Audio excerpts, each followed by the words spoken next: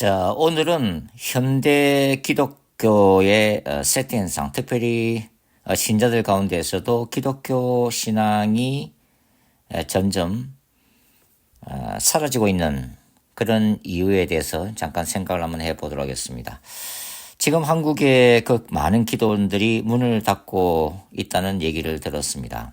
그러니까 예전처럼 기도원을 찾아와서 나라와 민족을 위해서 그리고 개인적인 어떤 신앙의 문제를 놓고서 하나님께 울부짖는 뜨거운 기도 시대가 지나가고 있다는 하나의 반증일 수도 있겠습니다.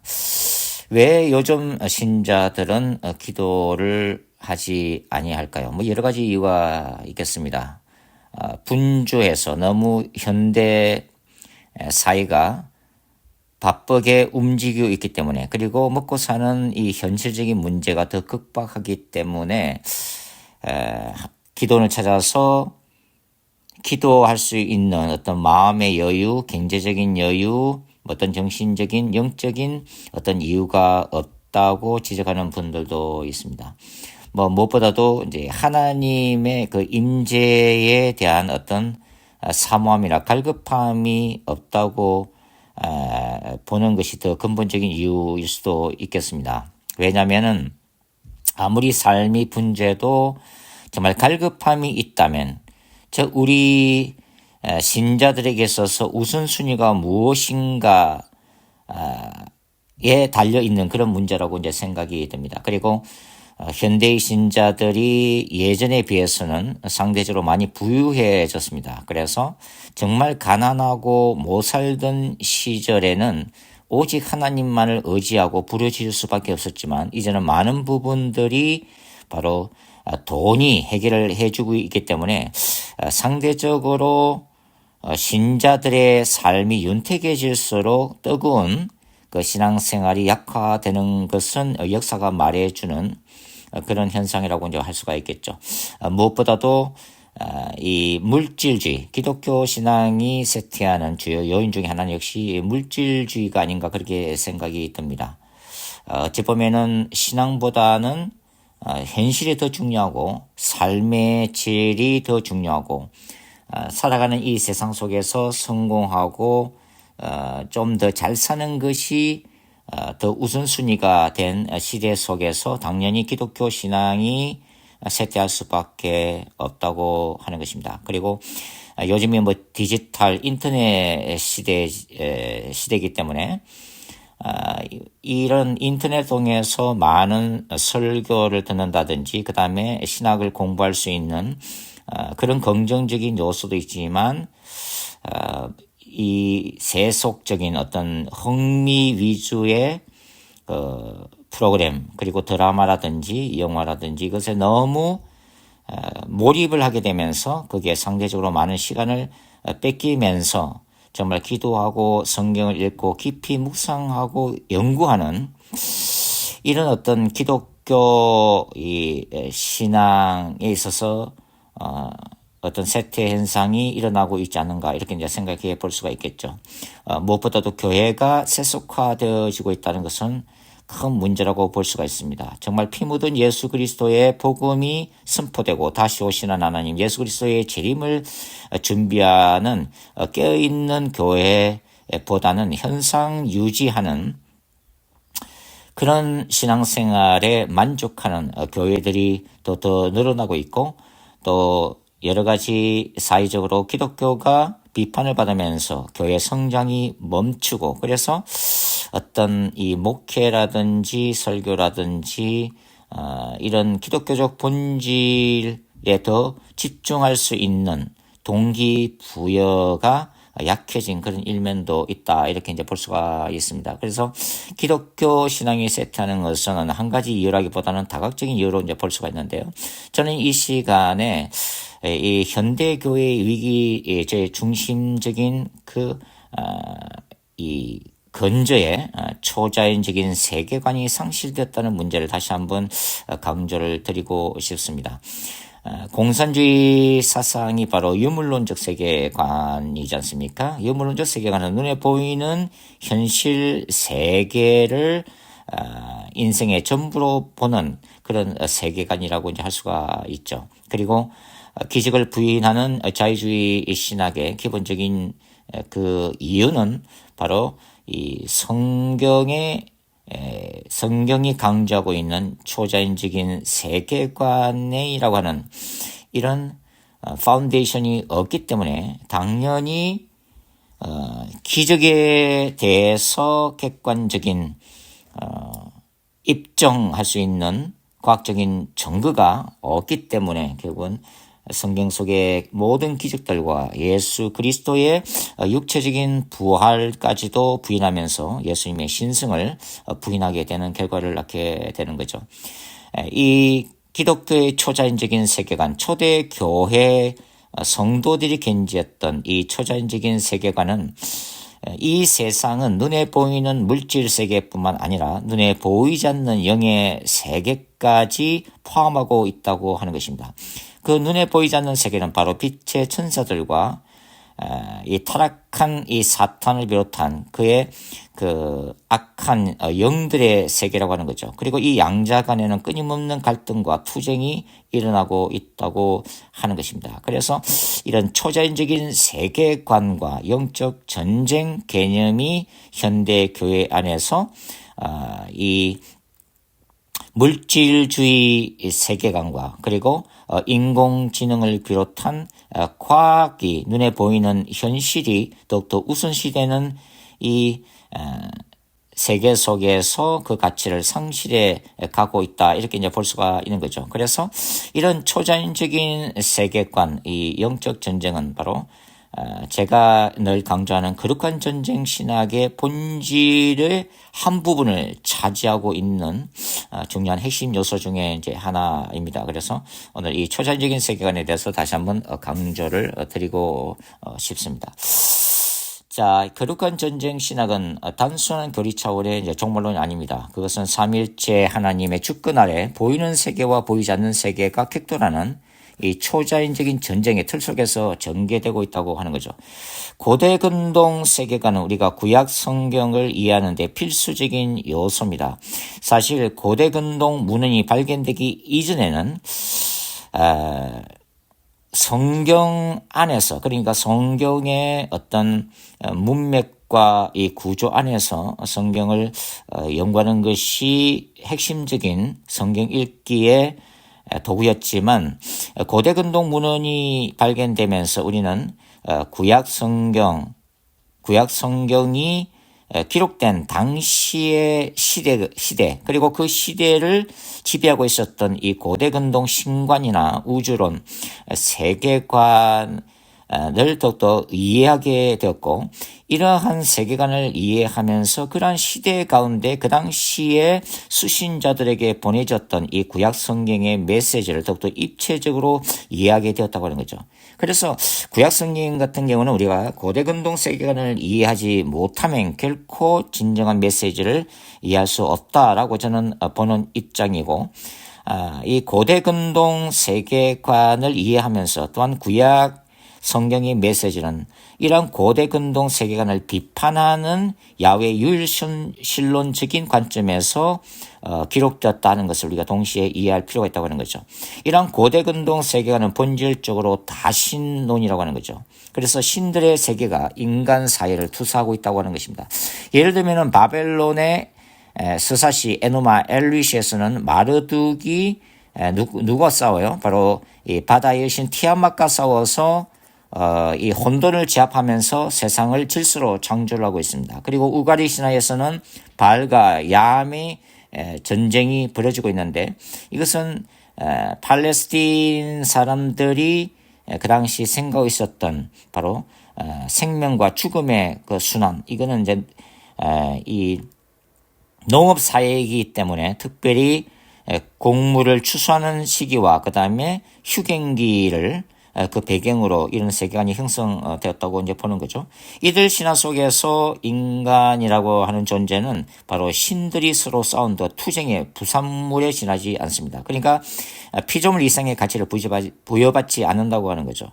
그러나 성경은 이 다신론적 투쟁을 부정하면서도 이 보이지 않는 영적 세계와의 실제적인 상호작용을 인정을 하고 있습니다. 그러니까 성경에서의 천사들은 독립된 어떤 신적 존재가 아니라 삼일째 하나님의 뜻을 수행하는 피조물로서의 천상적인 존재, 영적 존재들이라고 하는 거죠.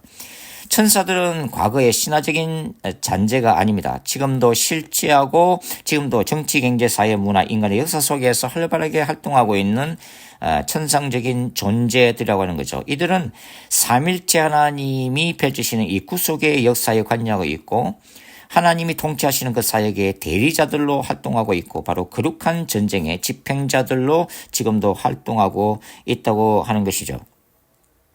자, 이런 관점은 고대 근동 세계관과 구별되고 있습니다. 그래서 성경 전체를 꿰뚫는 하늘과 땅, 인간과 하나님, 그리고 보이는 것과 보이지 않는 것에 연결해주는 존재가 바로 이러한 천사들의 존재다라고 하는 것을 우리가 알 수가 있는 거죠. 그리고 고대 근동이 신의 세계를 인간화했다면 성경은 인간 세계와 역사를 하나님의 구속사라고 하는 큰 틀 속에서 빛의 천사들과 사탄을 포함한 타락한 천사들의 투쟁 관계를 통해서 보여주고 있다고 하는 것입니다. 가장 대표적인 본문이 바로 다니엘서 10장부터 12장까지죠.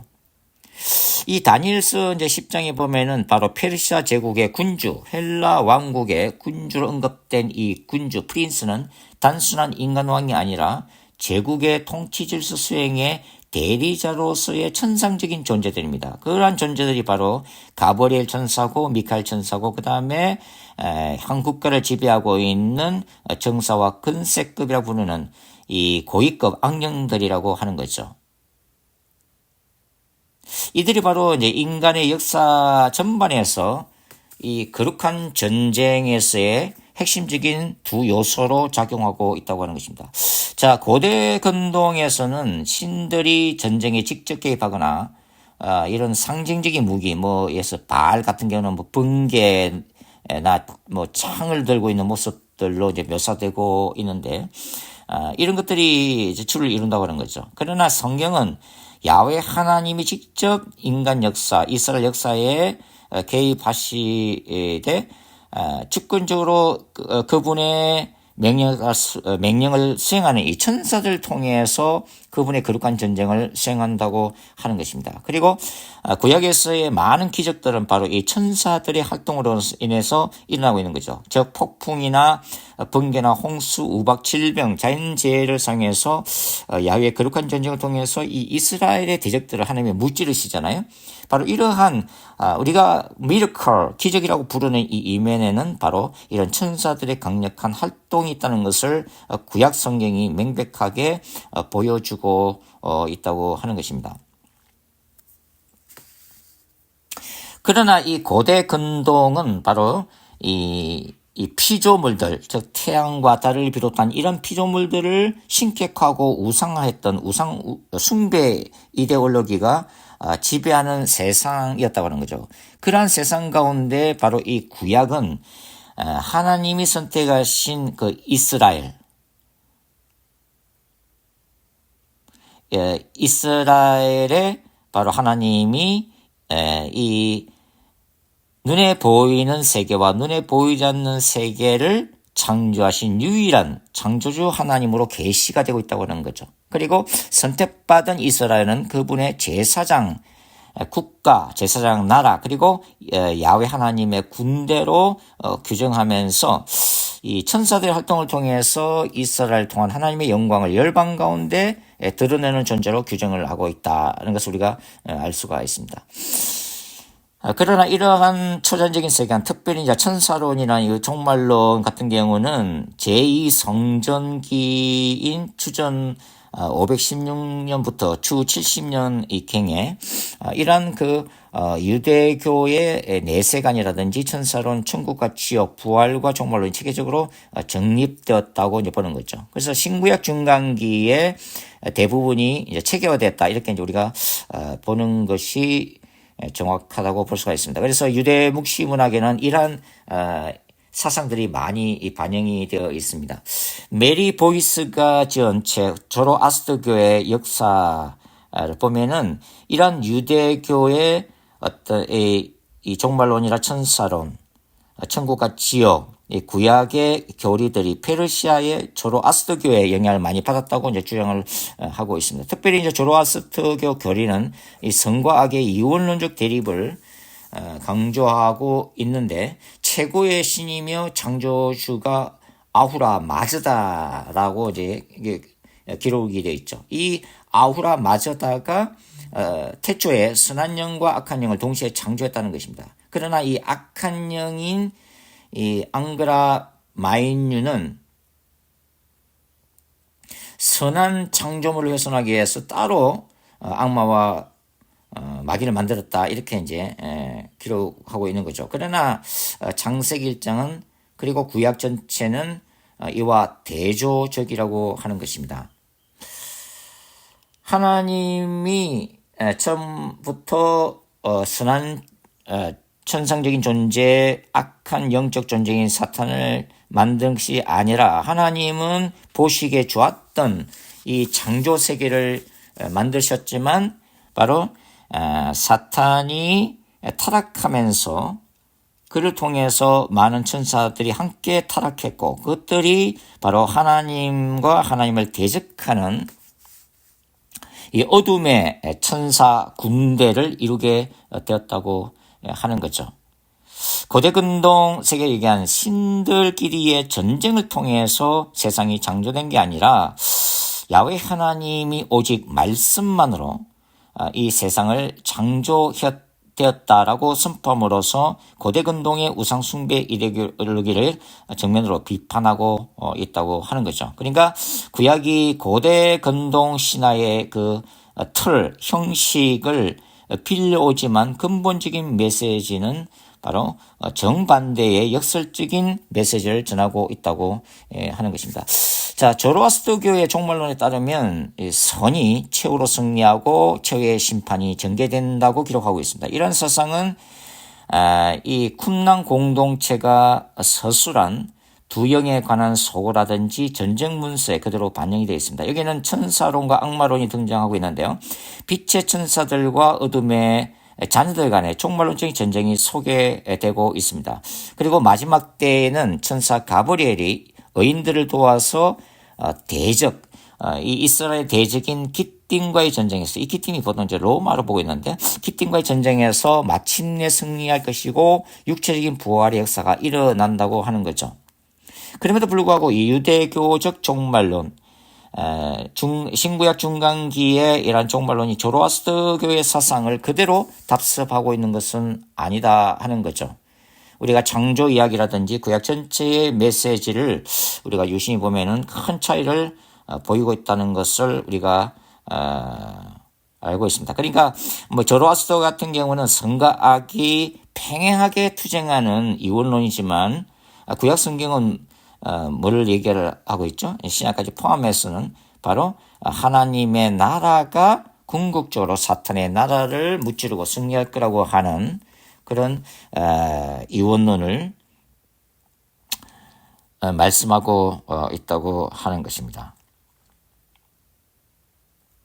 그러니까 구약은 바로 이러한 고대 근동의 어떤 신관, 우주론, 그리고 우상숭배 이데올로기의 어떤 기본적인 패러다임을 차용하면서도 메시지에 있어서는 정반대의 메시지를 전하고 오직 야훼만이 유일한 창조주이시며 구원자이시며 심판주이심을 강조하고 있다. 이렇게 이제 하는 거죠. 자, 이 특별히 이제 거룩한 전쟁이라고 하는 측면에서 보면 이 쿰랑 공동체의 이 종말론적인 선의 승리, 하나님 나라의 승리는 세례 요한에게 계승이 되고 이것이 사도 요한에게도 계승되면서 이 밤모섬에서 사도 요한이 봤던 이 요한계시록의 이 하나님의 나라와 사탄의 나라 간의 투쟁이라고 하는 그 거룩한 전쟁 신학을 형성하는 하나의 퍼즐로서 사용됐다 이렇게 볼 수가 있다고 하는 것입니다. 그래서 이 천사들이라고 하는 존재는 바로 이 거룩한 전쟁에서 중요한 도구로 인간 역사에 깊이 개입하고 있다. 이렇게 이제 볼 수가 있는 거죠. 천사들은 지상의 교회 공동체와 협력하는 존재들입니다. 그래서 교회 공동체가 하나님께 드리는 기도라든지 그 다음에 신자들의 하나님의 말씀에 대한 순종 그리고 하나님의 거룩한 공동체로서 살아가는 이러한 삶 속에 이런 빛의 천사들은 긴밀하게 반응하면서 역사 속 어둠의 천사들과의 전쟁에 깊이 개입하고 있다고 하는 거죠. 그러니까 교회 공동체가 거룩한 공동체로서 살아갈 때 그리고 신자들이 기도할 때 빛의 천사들은 더욱더 힘을 얻어서 이 어둠의 천사들과의 전쟁에서 승리하게 되지만 교회가 타락하거나 회개의 역사가 사라지거나 기도에 불이 꺼질 때는 상대적으로 빛의 천사들의 힘을 잃고 사탄의 이 권세가 상대적으로 강해진다고 하는 거죠. 그러나 우리가 이제 이 요한계시록까지 우리가 성경 전체를 보면 그럼에도 불구하고 인간의 연약함이나 교회 공동체의 쇠퇴에도 불구하고 전능하신 하나님은 이 모든 것들을 합력하여 선을 이루시는 방향으로 결국은 마지막으로 궁극적으로 하나님은 승리하실 것이며 그분의 택함받은 교회들로 하여금 그 승리에 동참하도록 만드실 것임을 예고하고 있다는 점에서 바로 이 성경은 궁극적인 승리와 궁극적인 소망을 약속하는 그 신학을 담고 있다. 이렇게 이제 우리가 볼 수가 있습니다. 구약에서 이 천상적인 존재로서의 천사들의 활동이나 이 교회론, 종말론, 이 구속론이 그림자에 해당되다면 신약은 바로 그 실체고 빛에 해당되고 있는 거죠. 그러니까 신약은 구약보다도 이 또 천사들의 역할을 더 분명하게 드러내고 있다고 하는 거죠. 특별히 예수 그리스도의 초림, 성천, 재림이나 교회 시대의 섭리안에서 천사들의 사역이 강조되고 있습니다.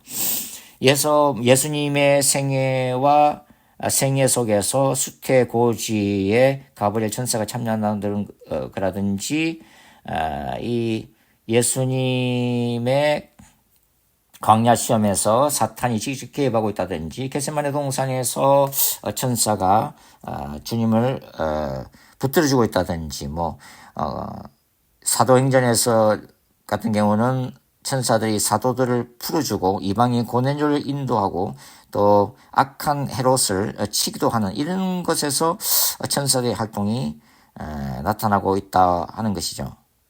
그러니까 신약은 종말에 있어서 천사들이 심판과 거룩한 전쟁을 수행하는 중요한 존재임을 강조하고 있다고 하는 거죠. 이러한 천사들의 활동은 요한계시록에서 절정을 이루고 있습니다. 먼저 일곱 교회의 사자들 모습에서 천사들은 그 존재를 드러내고 있죠. 계시록 2장부터 3장에서 천사들이 나타나죠. 그래서 이 각 교회의 사자에게 편지하라 했을 때 우리는 보통 이 사자를 그 교회의 영적 지도자로 보기도 하지만은 전체적인 이 시대적인 배경이나 문맥에서 볼 때 이 엥겔로스 이 사자는 바로 교회를 수호하는 천사로 해석하는 것이 더 낫다라고 우리가 볼 수가 있다고 하는 것이죠. 그리고 계시록 4장과 5장에서는 하늘 보좌 환상을 요한이 보여주고 있는데 하늘 보좌 주변에 이 천상적인 질서를 보여주고 있죠. 바로 하늘 보좌를 호위하고 있는 네 생물이라든지 24장로 주위에서 수많은 천사들이 하나님과 어린 양을 찬양하는 모습이 나타나고 있습니다. 그리고 계시록에서는 일곱 나팔과 심판하는 천사들이 두드러지게 등장이 되고 있고 나팔을 부는 일곱 천사는 하나님의 심판 명령을 수행하면서 계시록 9장에서는 바로 악한 천사, 바로 이제 사탄이라고 이제 보여주는 존재죠. 파괴자, 아브돈이 무정에서 올라오고 있는 모습도 드러나고 있다고 하는 거죠. 계시록 12장 같은 경우에는 바로 영적 전쟁을 이끌고 있는 수장인 천사 미카엘과 그의 군대가 용인 사탄과 싸워서 이 사탄을 하늘에서 쫓아내는 장면도 기록이 되어지고 있는 거죠. 이 보이지 않는 세계의 영적 적극적인 영역에 쓰이는 결정적인 전투로 보여지는데 바로 이것이 저는 십자가의 예수 그리스도의 죽음과 부활과 긴밀하게 연결되고 있다라고 이제 보고 있습니다. 그리고 계시록 15장 16장에서는 또 뭐가 나타나요? 하늘 성전에서 7 천사가 7 대접을 가지고 이 마지막 이 거룩한 전쟁인 심판을 수행하는 모습이 기록되어지고 있는 것을 볼 수가 있죠. 이런 것들이 계시록 17장에서는 큰 엄려 심판이나 바벨론의 멸망을 바로 다른 천사 또는 힘센 천사가 선포하고 있는 모습들, 그리고 예수님이 재림하실 때에 하늘의 군대들이 예수 그리스도를 따르고 있는 모습들, 이 모든 것들은 결국은 지상에서의 인간 역사, 특별히 하나님의 구원 역사나 심판이 하늘에서 먼저 결정되고 그것이 천사들에 의해서 집행되는 거룩한 전쟁이고, 이런 것들이 바로 초자연적인 세계를 명확하게 보여주는 부분들이라고 하는 것입니다. 그러니까 천사들의 활동은 바로 하나님의 구속 역사와 직접 관련이 되어지고 있다 하는 것을 우리가 이제 알 수가 있는 거죠. 이런 것들이 성도들이 드리는 기도 속에서도 바로 천사들이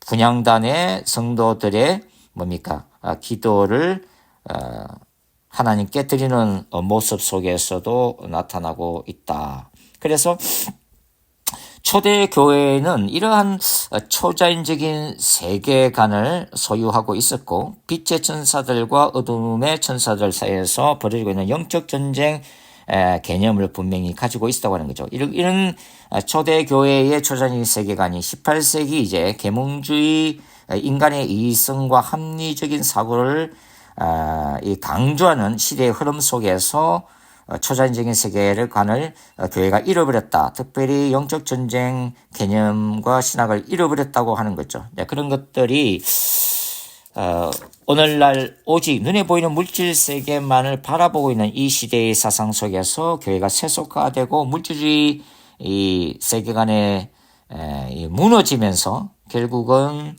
어떤 교회의 신앙 자체가 쇠퇴되었지 않은가, 그렇게 저는 생각을 하고 있습니다. 그래서 여러 가지 이미 서두에서 오늘날 현대교회가 쇠퇴하고 있는 이유, 현대교인들의 신앙이 약해져가고 있는 이유를 말씀을 드렸지만, 다각적인 이유 가운데서도 저는 이제는 교회 안에서 이런 초자연적인 세계관이 다시 가르쳐지고, 그래서 정말 뜨거운 기도 가운데 하나님의 임재를 생생하게 체험하고, 얼마나 이 세상의 인간 역사 가운데 사탄과 어둠의 영들이 활발하게 활동하고 있는지 우리가 다시 한번 체험하고 느낄 때에 신자들의 그 신앙이 다시 한번 회복되지 않을까 그런 생각을 해봅니다. 특별히 정말 하나님의 은혜 가운데, 우리 약해져 있는 교회 가운데 하늘에서 성령의 불이 임하고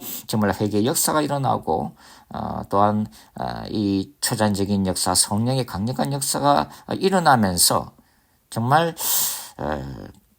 우리 가운데서 본질적인 영적 부흥의 역사가 일어나기를 한번 사모하는 마음이 있습니다. 그래서 정말 예수 그리스도의 재림이 가까우는 시대에 우리 모두가 지쳐있고, 어떤 의미에서는 정말 우리의 기도가 응답되어지지 않고 하나님은 활동하지 않은 것 같고, 사탄은 전 세계적으로 교회 안에서뿐만 아니라 인간 역사 안에서도 더욱더 이 득세가는 이 종말론적인 현상을 우리가 바라보고 있으면서 때로는 낙심이 되지만, 그러나 우리가 2000년 영적 부흥의 역사를 통해서 우리가 목격하다시피 정말 소망이 보이지 않을 때, 교회가 암울한 암흑 속에 갇혀 있을 때, 세상의 빛으로서의 어떤 희망이 보이지 않을 때 하나님은 반드시 하늘의 문을 여시고